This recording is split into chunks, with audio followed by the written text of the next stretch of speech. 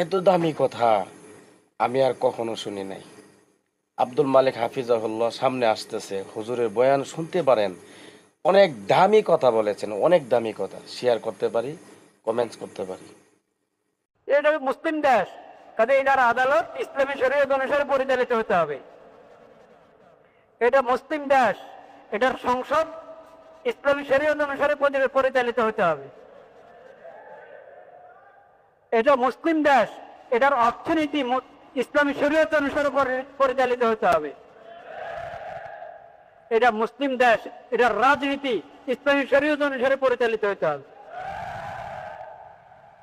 এর পুত্র দিলা না, এর পুত্র দিলা না। আমরা তো মুসলিম, আমরা আমাদের ইসলামী ইসলামী স্বাধীনতা, আমরা মুসলিম হিসাবে আমাদের ধর্মীয় স্বাধীনতা থেকে বঞ্চিত। সেজন্য সব সংস্কার হয়ে যাচ্ছে, কিন্তু হ্যাঁ, শরীয়ত ইসলামী শরীয়তের বিশেষজ্ঞদেরকে ছাড়া সমস্ত সংস্কার হয়ে যাচ্ছে। কিন্তু আর মতবিনিময়কে মতামত দিচ্ছেন, কিন্তু ফায়সালা কে করবে?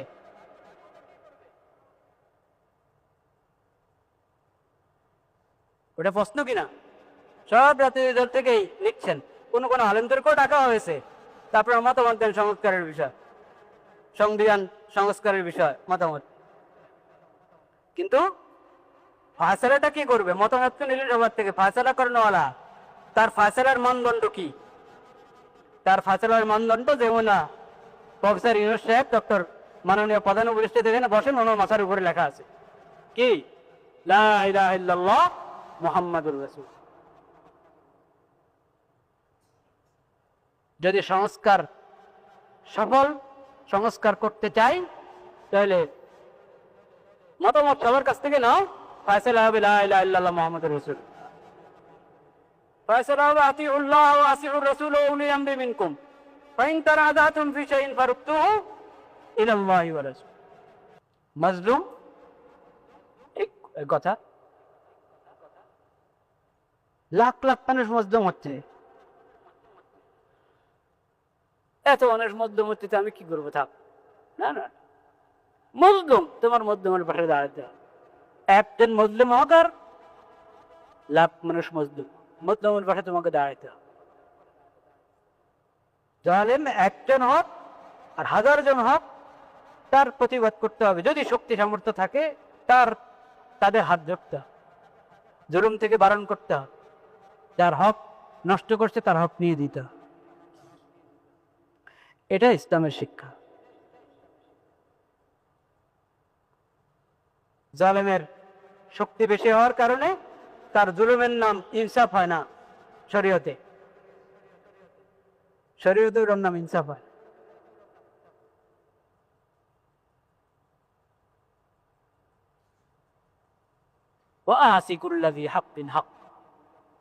প্রত্যেক হকওয়ালাকে তার হক দান কর।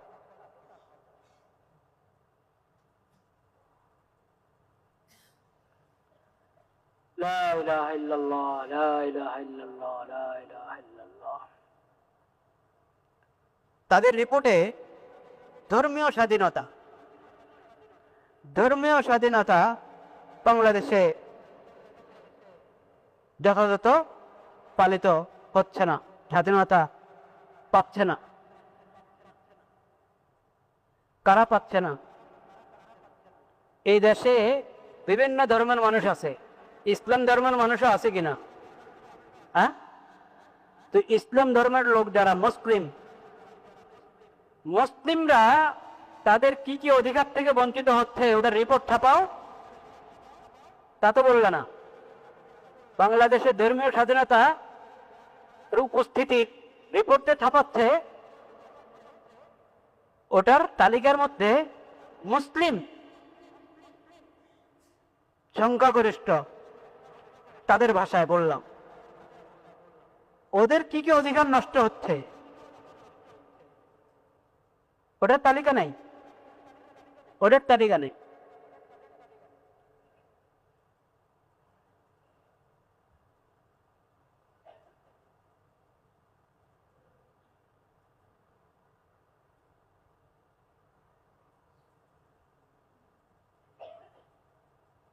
মুসলিম দেশের আদালত অমুসলিমদের আইন অনুযায়ী পরিচালিত হয়, এটা মুসলমানদের ধর্মীয় স্বাধীনতা বিরোধী কিনা? হ্যাঁ, তুই এটা বলছো? তোমরা যখন পুরা দুনিয়ার গুরু, সবাইকে উপদেশ দিবা, সবার সহযোগিতা করবা, তুমি এখানে মুসলমানদের সহযোগিতা করো। এটা মুসলিম দেশ, কাজে এটার আদালত ইসলামী শরীয়ত অনুসারে পরিচালিত হতে হবে। এটা মুসলিম দেশ, এটার সংসদ ইসলামী শরীয়ত অনুসারে পরিচালিত হতে হবে। এটা মুসলিম দেশ, এটার অর্থনীতি ইসলামী শরীয়ত অনুসারে পরিচালিত হতে হবে। এটা মুসলিম দেশ, এটার রাজনীতি ইসলামী শরীয়ত অনুসারে পরিচালিত হতে হবে। এর রিপোর্ট তো দিলা না, এই রিপোর্ট তো দিলা না। আমরা তো মুসলিম, আমরা আমাদের ইসলামী স্বাধীনতা, আমরা মুসলিম হিসাবে আমাদের ধর্মীয় স্বাধীনতা থেকে বঞ্চিত। তোমরা আমাদের দেশের সরকারকে নথি অট্টাতে করবে না।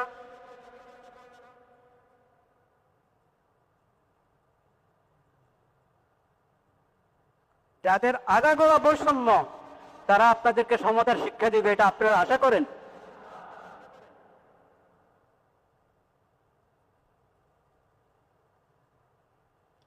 অন্য ধর্মের লোকদের জন্য আলাদা আদালত থাকবে, আলাদা আদালত থাকবে।